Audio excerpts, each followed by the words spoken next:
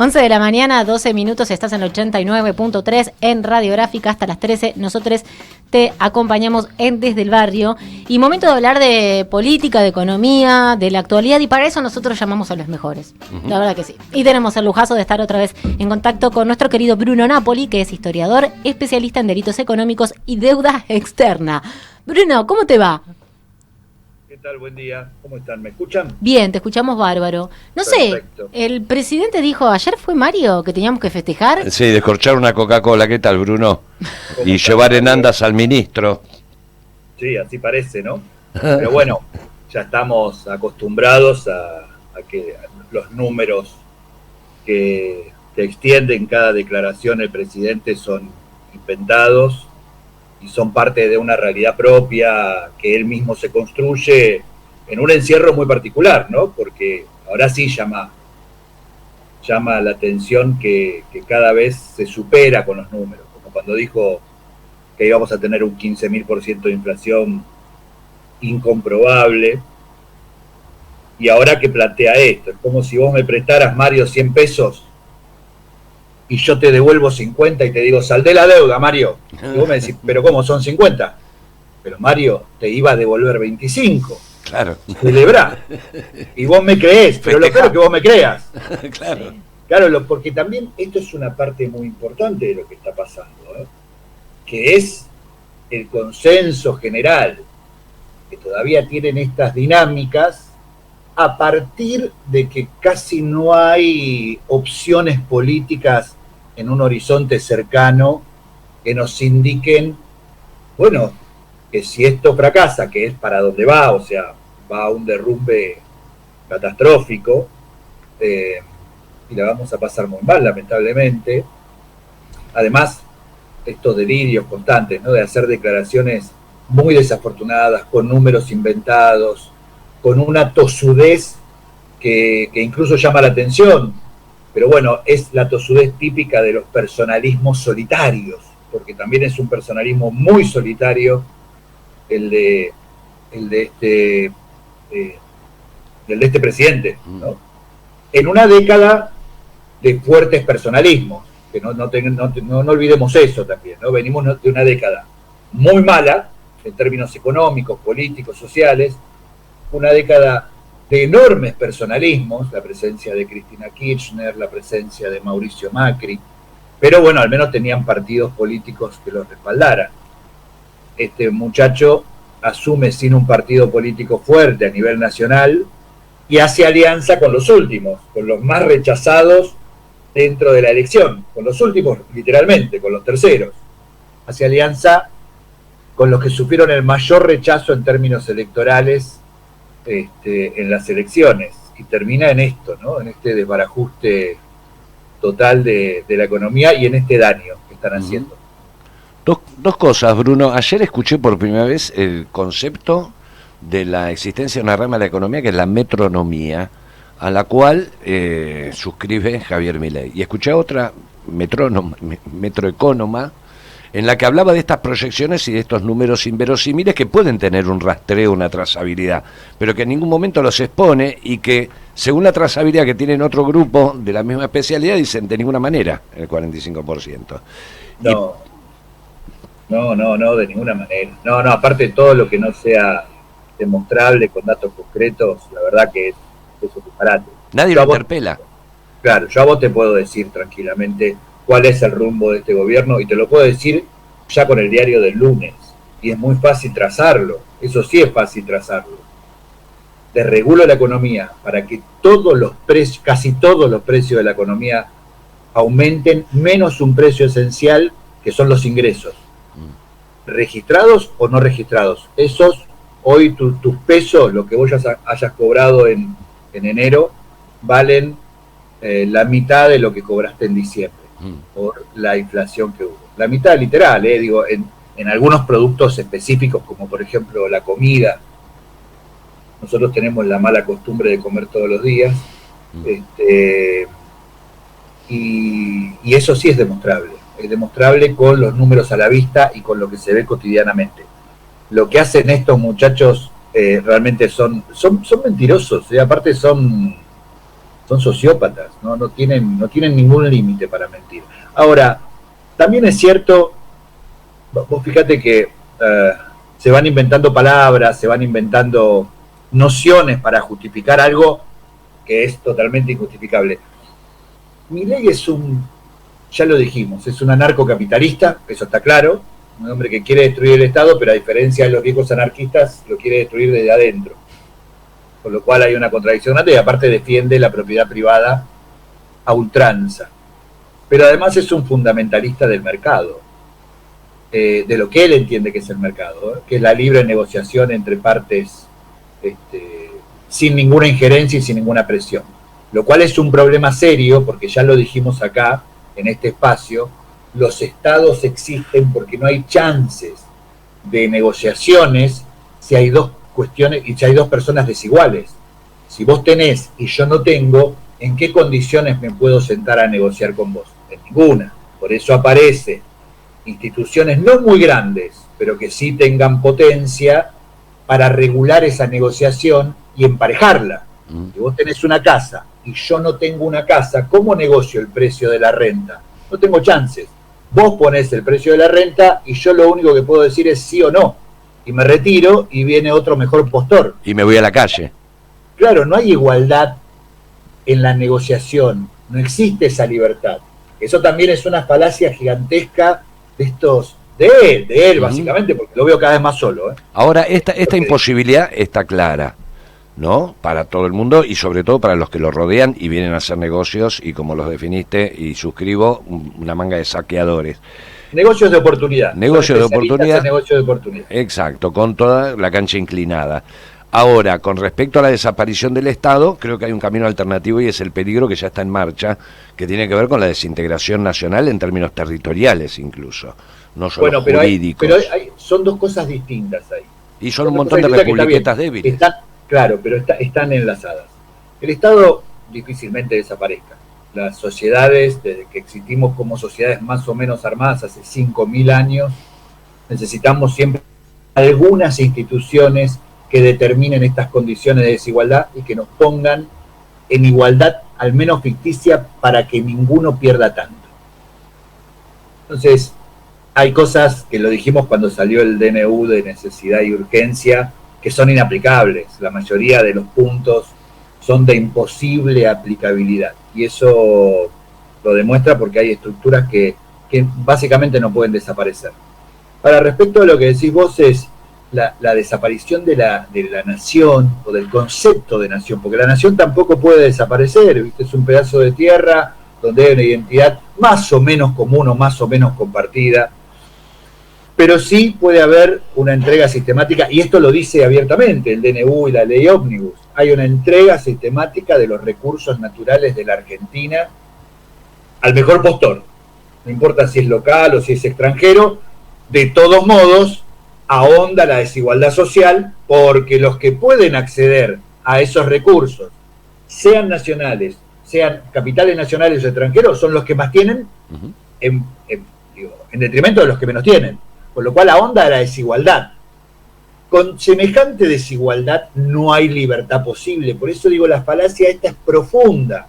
Este discurso lleno de mentiras, de datos inventados y de un nivel ya de encierro preocupante del presidente,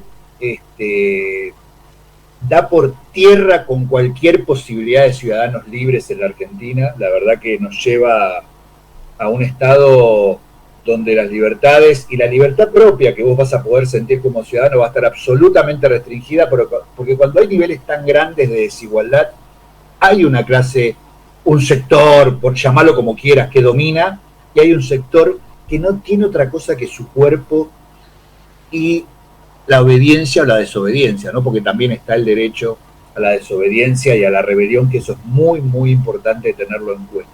Siempre y cuando haya opciones que reemplacen lo malo.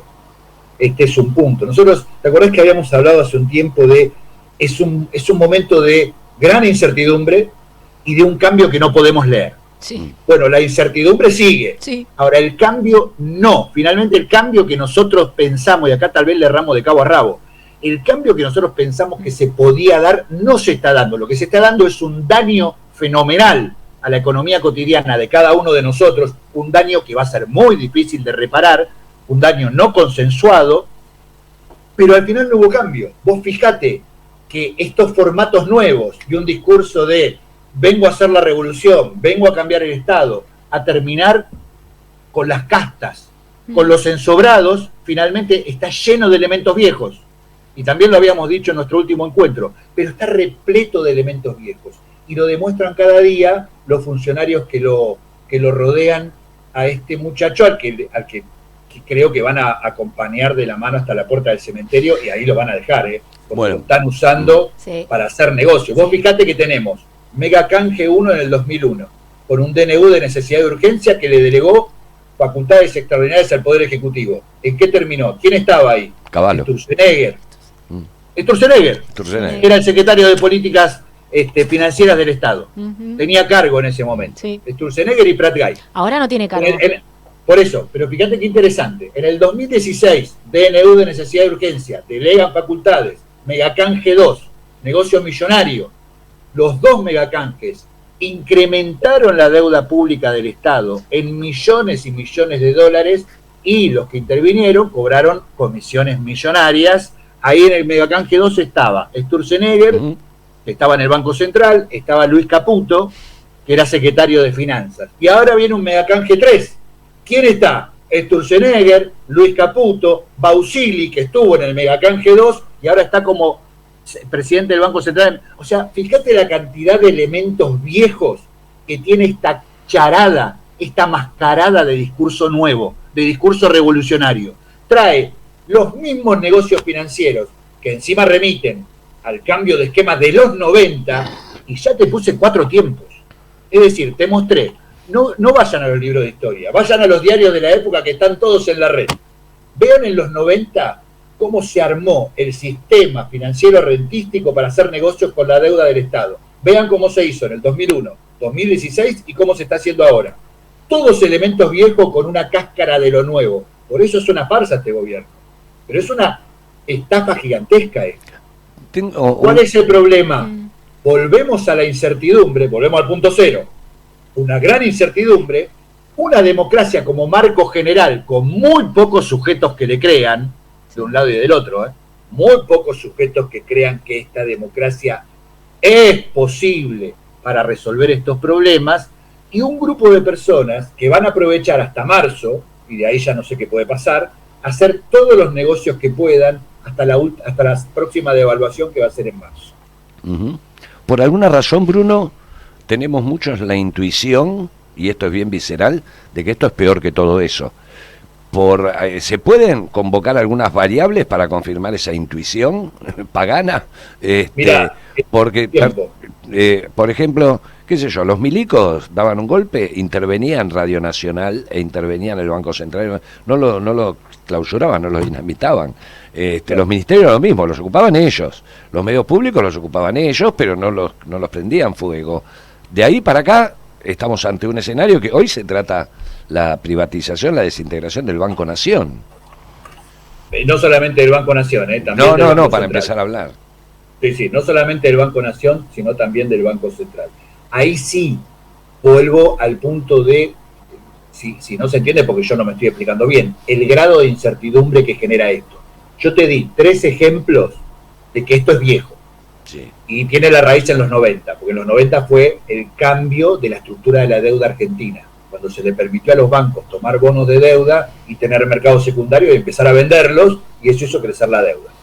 Y después, 2001, 2016 y 2024, con estos canjes de deuda millonarios, pero ahora la novedad no solamente es el tiempo, se hace en tiempo más breve, en medio de una crisis económica, política y social muy dolorosa, muy dolorosa, y ahora se intenta destruir estos espacios institucionales que son los que habilitan los negocios. Con lo cual, si yo en el 2001 hice un megacanje, destruí la economía, pero hice negocios gigantescos, y cada funcionario de estos cobraron comisiones, obviamente, esto no lo hacen gratis, ya lo dijimos, fueron procesados por eso, por incompatibilidad en sus funciones, digo, atendiendo al sector privado y atendiendo al sector público y con información privilegiada, ganaron los bancos. en el canje del 2016 también, y ahora intentan lo mismo, pero además intentan destruir las instituciones que les permiten hacer estos negocios. Y eso sí es novedoso, y eso sí genera más incertidumbre. ¿Es posible? Entiendo que no, son instituciones que sostienen. El Banco Nación es técnicamente el pagador oficial del Estado Nacional. No puede desaparecer el Banco Nación, y tampoco puede desaparecer el Banco Central. Pero sí es una manera de destruirlos desde adentro. Si yo hago este tipo de operaciones que solo benefician a los que reciban esos bonos, a los acreedores privados y a los que cobran comisiones, ¿no? Que son todos los que diseñan estos planes. El tiempo es muy breve, lo hicieron muy rápido esta vez. Sí. Lo hicieron muy, muy rápido. ¿Coincidís con el ex ministro de Economía que hace unos 2 días dijo que esto era parte del comienzo del proceso de dolarización? Puede ser. Si vos emitís bonos en dólares y después esos dólares no tenés con qué pagarlos, ¿cómo los pagás? Si vos emitís pesos como Estado. ¿Se entiende, no? Claro. Digo, si el Banco Central va a emitir deuda en dólares y después esa deuda en dólares, un bono en dólares, no le alcanzan los dólares que tiene para pagarlo y tampoco los pesos que tiene, bueno, finalmente eso hace quebrar el Banco Central y eso allanaría la dolarización. También la allanaría que los bancos acepten este nuevo bono y este megacanje. Es probable. A mí me parece algo más complejo de entender igual, que es porque si no sería un plan demasiado elaborado. Yo lo que veo acá es un presidente que está ensimismado en sus ideas, un cuerpo que creció con un chico adentro, ¿no? Como me dijo hace poco una colega que se dedica a la psicología, me dice, es un cuerpo grande que creció, pero hay un chico adentro todavía, caprichoso, porque cuando uno lo escucha se cierra en sus 13, sí. No acepta ninguna discusión, contesta como si estuviera enojado con todo el mundo, trata a todo el mundo de corrupto, y desde un lugar muy interesante porque él no lo es, a diferencia de otros personalismos de esta década, él no lo es, y eso también es muy interesante, pero está rodeado de un grupo de corruptos que hacen negocios de oportunidad. Entonces es más raro de entender todavía el desenlace de esto, porque no sé qué puede pasar con un presidente de esas características que en algún momento se va a dar cuenta de que aparte no debe estar, no quiero salvarlo con esto, no quiero justificar en absoluto, pero me da la impresión de que no está recibiendo toda la información y él tampoco se encarga de querer recibir toda la información. Él está convencido de que su sola presencia, su solo discurso mesiánico y fundamentalista y una serie de decretos pueden cambiar la realidad a su alrededor. Y eso es algo de un ensimismamiento muy profundo, porque él está pensando que la realidad se tiene que acomodar a lo que él piensa, como todo fundamentalista, como todo mesiánico, y por eso responde como responde. Responde cosas que son, yo creo que hay que hacer un trabajo específico con las declaraciones y discursos de Milei desde que asumió, porque son imperdibles. Los datos mentirosos en términos históricos, los datos mentirosos en términos económicos e indemostrables, sobre todo, y comparado eso con el día a día de las decisiones que van tomando, que van en contra de todo lo que propuso y que encima está cada vez más atada a todos los elementos de la vieja política. Esto es impactante. Hacía un punteo esta mañana sobre estos datos que compartía con ustedes, 2001, 2016, 2024, más lo que se generó en los 90 con la acumulación rentística, y digo, claro, vienen, y los mismos nombres, Sturzenegger, Caputo, Bausili, todos los mismos que se repiten desde los 2001 para acá, en los últimos 24 años, y encima haciendo el mismo tipo de negocios, es negocios con plata del Estado, y él solo, hablando con sus perros, a través de su hermana, que ustedes saben que es medium, y lo comunica con Conan. Entonces digo, tal vez no estemos viendo, en este grado de incertidumbre, el nivel de gravedad en la situación en la que estamos, en las manos de quien estamos, pero también es cierto que es muy difícil de ver ese nivel de gravedad cuando todavía no hay nada de opción enfrente. Todo lo que hubo hasta ahora en los últimos 10 años fue pésimo. Digo, si Massa, pobre, le voy a poner este mote, pero si Massa es la opción a esto, no. No, porque fue uno de los peores ministros de Economía que tuvo la Argentina en los últimos 20 años. Y miren las series históricas, miren las series históricas de los 15 meses de Massa como ministro de Economía, fue desastroso. Entonces fue una opción política para tratar de ganar una elección y tal vez hubiera sido más beneficioso que esto, pero nada más, pero no es la opción ahora. No, ahora claro, eso para mí es el gran problema, ¿no? Que no vemos quién podría recoger el guante siendo una opción diferente y que sea distinta y que sea aceptada. Me parece que ese es el gran problema. Recién hablábamos del tema y nos decía el entrevistado anterior que, bueno, que es cuestión de tiempo, que surgirá, que los líderes surgen con el tiempo. Bueno, yo no sé cuánto tiempo tenemos. También debatíamos con Mario, pero si se llevan todo, ¿cuánto tiempo tenemos para defender lo que hay, no? Porque después, ¿cómo le decía a Lewy que te devuelva lo que se llevó, por ejemplo? Claro, no solamente que se lleven todo, que eso lo han hecho, y te acabo de decir 4 momentos en la historia, y 3 muy claros que se pueden buscar, porque hay causas judiciales. Esta mañana estaba leyendo justamente unos informes del fiscal Delgado sobre el megacanje, y realmente es doloroso leerlo, ¿no? Digo, la cantidad de delitos que se han cometido en esos negocios. Pero no es solamente eso, que además la legislación argentina siempre los protege. Y un detalle interesante, Sturzenegger en el primer megacanje y en el segundo tenía cargo y terminó procesado. En este ya no tiene cargo. Ya no. Pues más inteligente. No tiene cargo. Entonces él va a aparecer como un asesor fantasma. Pero te decía esto, no solamente lo que se lleven, sino lo que destruyen. Porque, insisto, nuestros ingresos están pulverizados en 20 días. Si este daño, y la devaluación fue el 15 de diciembre, creo. Si en 15 días pudieron hacer este daño, imagínate lo que va a ser enero y febrero. Marzo es un punto de inflexión, no sé qué puede pasar.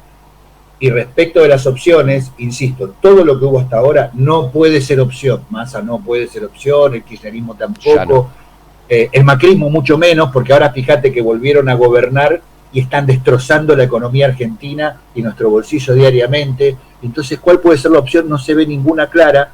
Tiene que surgir, tiene que haber un debate sobre eso, porque si no terminamos en un que se vayan todos, como en el 2001, o en un enojo tan grande que surja un nuevo Milei. Es decir, una persona que no sabe, y lo dijimos hasta el cansancio, llevamos 4 o 5 años diciendo Milei no sabe de economía. Tenía que asumir la presidencia para que por fin se note. Eso también es preocupante. Sí. Pero bueno, lo anterior fue muy malo. Yo te lo vengo charlando con ustedes con mucha sinceridad. Lo anterior fue no malo, fue muy, muy malo. Yo no coincido en que recibió la peor herencia de la dictadura para acá, porque la que recibió Alfonsín de la dictadura fue salvaje. La deuda externa quintuplicada, miles de ciudadanos desaparecidos, las redes de solidaridad destrozadas y una pobreza galopante y 400% de inflación anual. Así que esa sí es una herencia pesada. Esta no sé, pero sí fue muy malo. La situación es muy mala. Bueno, Bruno, gracias por tu tiempo, por toda la información, por la sinceridad. Y bueno, hablamos, si te parece, en algunos días para ver en qué contexto nos encontramos. Sí, miremos los datos, insisto con esto. Miremos los datos. Ante tanta mentira, tanto del presidente, sus datos fantasiosos y ficticios, pero eso, insisto, que tiene que ver con un encierro muy, muy personal que yo no puedo analizar, sino como de sus operadores. Miremos solo los datos y las series históricas, ¿no? Con eso alcanza para lo que acabamos de explicar, de cuánto de lo viejo tiene esta charada de lo nuevo. Te mandamos un abrazo fuerte, Bruno. Abrazo gigante para ustedes, saludos. Bruno Napoli es a quien escuchabas y también vas a poder ver en el canal de YouTube de Radiográfica. Él es historiador, especialista en delitos económicos y deuda externa.